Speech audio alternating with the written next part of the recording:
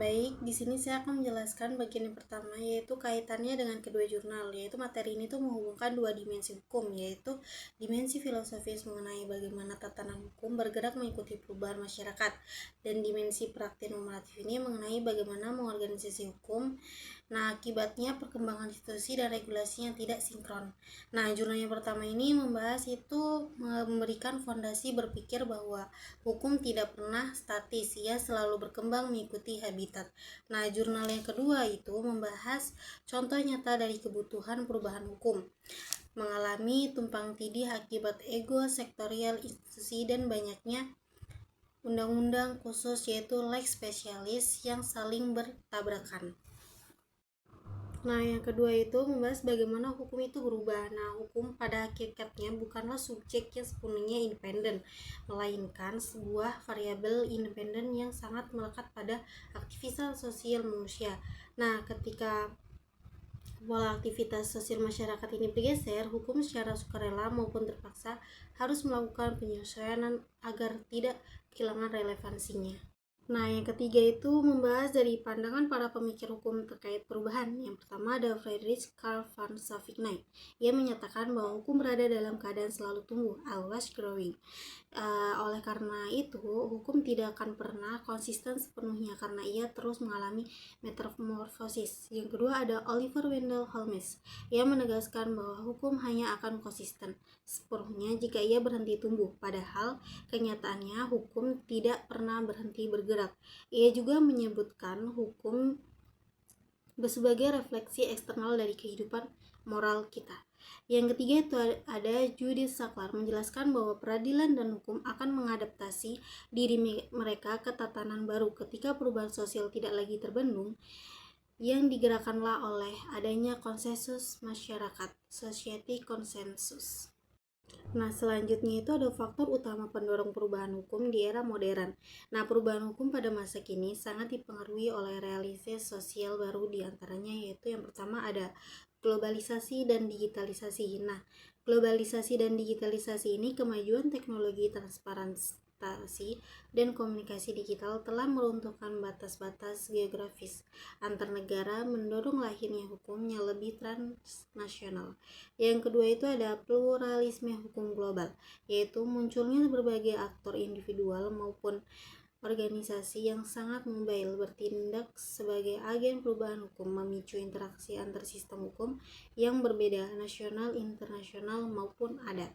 Nah, yang selanjutnya itu ada penyelesaian regulasi tumpang tindih di laut atau kajian praktisnya sebagai akibat dari dinamisnya perubahan sosial dan pembentukan lembaga-lembaga negara. Sektor kelautan Indonesia menghadapi tantangan serius berupa ketidaksinkronan regulasi penegakan hukum. Nah, akar dari masalahnya itu satu tugas banyak petugas.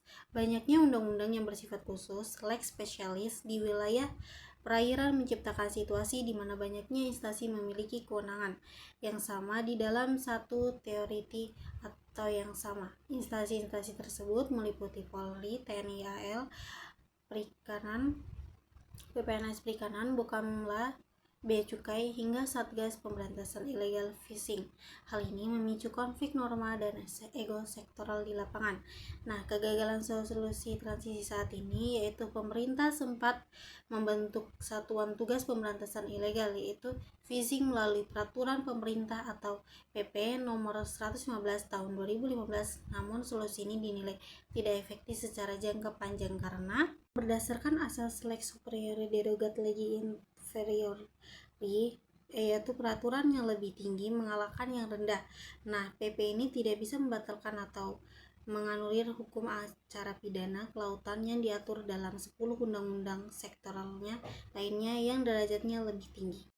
Nah, solusi yang ditawarkan mekanisme lex omnibus kelautan yaitu untuk menyelesaikan pertentangan antar undang-undang yang sama-sama bersifat lex spesialis, yaitu pendekatan konvensional sulit diterapkan. Solusi terobosan yang diajukan adalah penyusunan lex omnibus kelautan yang mengintegrasikan seluruh aturan ke dalam satu undang-undang payung.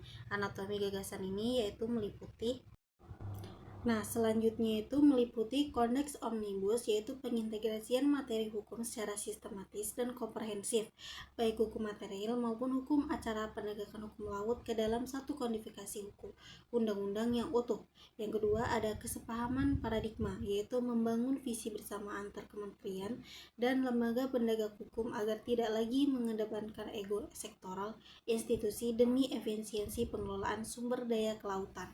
Selanjutnya, pandangan pribadi dan kesimpulan dari saya yaitu hukum harus adaptif terhadap realiti sosial fenomena tumpang tindih, yaitu satu tugas banyak tugas di laut adalah bukti kegagalan hukum dalam mewujudkan efisiensi. Nah, ketika asas hukum klasik seperti lex specialis tidak lagi mampu menyelesaikan tabrakan antara undang-undang yang sederajat, langkah progresif seperti omnibus law kelautan bukan lagi sekedar pilihan, melainkan keharusan mutlak.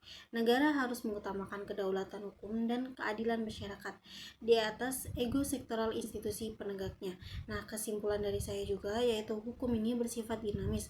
Hukum akan selalu berubah dan memperbarui diri. Justitia semper reformanda est, mengikuti perkembangan habitat sosial, teknologi, dan globalisasi.